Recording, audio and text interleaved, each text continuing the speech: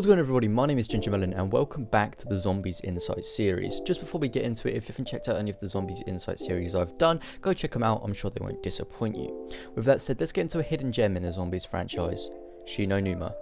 Numa, or Swamp of the Death, is located in the Rising Sun facility deep within the dense Japanese jungle set on the 21st of October 1945. This map is the third installment into the Zombies franchise, being released on the 11th of June 2009 for the Xbox 360 and PS3. It was later released on PC on July 17th, but the interesting part there was completely free, which was a bit of a bonus. In the map, you play as the Ultimus crew known as Tank Dempsey, as we know from Verrucht, Nikolai Belinsky, the drunken Russian, Takeo Masaki, the Japanese soldier, and Dr. Edward Richtofen, the mad Group 935 scientist. The four teleported from Darius, which will be the next map that we're going to be covering, and they arrived to this facility to try and find Dr. Edward Richtofen's diary. When they arrive, they find out that there's a load of zombies and they need to fight them off. For the gameplay side of things, they introduced many things. You might not remember them. When I was researching this, I was like, well, what did really Numa add? And there's a whole bunch of things. So first of all, they added special rounds where players would fight against something other than the zombies. For this map, it was hellhounds. The hellhounds aren't too bad, they're not too powerful, and they do grant the whole team a max ammo after you've ended the round. By now, these dogs are one of the biggest features and one of the biggest staples into the Zombies franchise, as they've been brought back and remade in many of the maps. Unlike Verrucht, the box will go to different areas, a random set cycle, as in Verrucht it would have a set cycle of going to different areas, and to indicate where the box was, a yellow beam would emit into the sky to guide the players. In the map there was no power switch, which is quite peculiar, because they did just add that feature in Verrucht and then they've just taken it straight away again, but you can't really complain, it makes your life a little bit easier.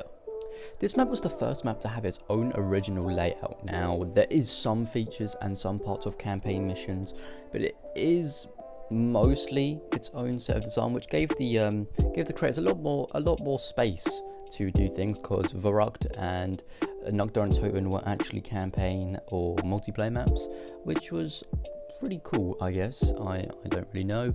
Obviously, Zombies wasn't supposed to be this big game anyway. I think it would be stupid to not mention one of the coolest things. I don't really know why people like it so much, and I don't really know why I like it so much. And it's going to be the Flogger Trap. Probably one of my favourite traps, and you gotta think there's some pretty cool traps in BO3. This simple spinning barbed wire logs, just for some reason, are just so fun to use. It just flings zombies into the air, and it's hilarious. Another cool feature in Numa was the fact that you would get a random perk each time you opened one of the main doors.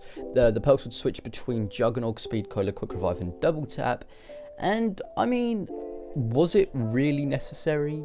No. Is it cool?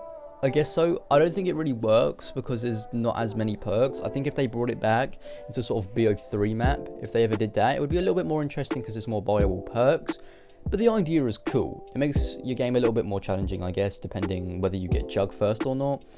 And it gives your game a sense of mystery. Other than that, I think it's pretty pointless.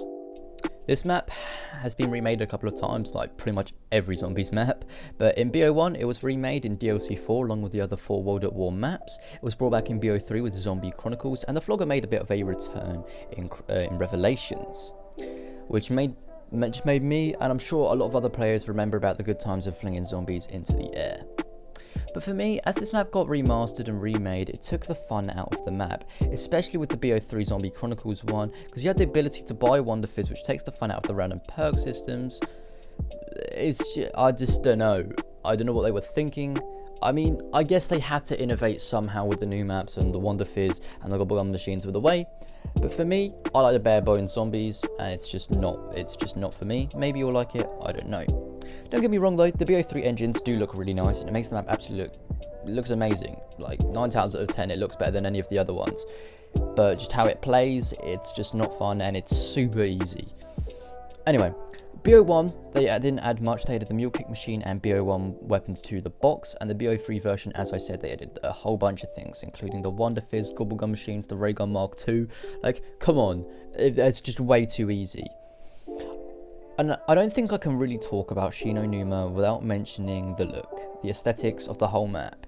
Honestly, in my opinion, this is probably one of my favourite looking maps. The dense jungle sort of Japanese jungle sort of thing, swamp, it just looks really cool. I mean, for the third installment into the Zombies franchise, it looks pretty cool. They did a really good job making this map look sick.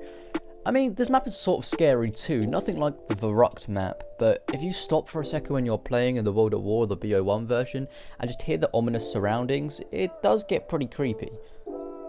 Okay, so I was going to add this sort of thing within the features section I did, but I think this needs its whole other thing.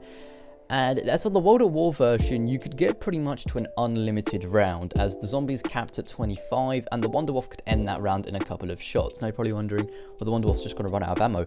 Well, guaranteed every 5 rounds, or 6 rounds I think it might be, a dog round will come and give you a max ammo.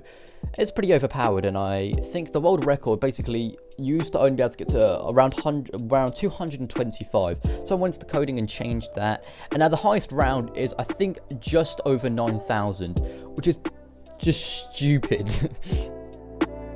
Now I have to talk about a quite disappointing thing about this map, and when it was released, the community didn't like it. I think it's the same with Shangri-La though, and Zetsubou no Shima. As people get better at zombies, they do like these maps more, but this was horribly not liked. Nothing like Zetsubou no Shima or Transit or whatever, but this map wasn't liked too much.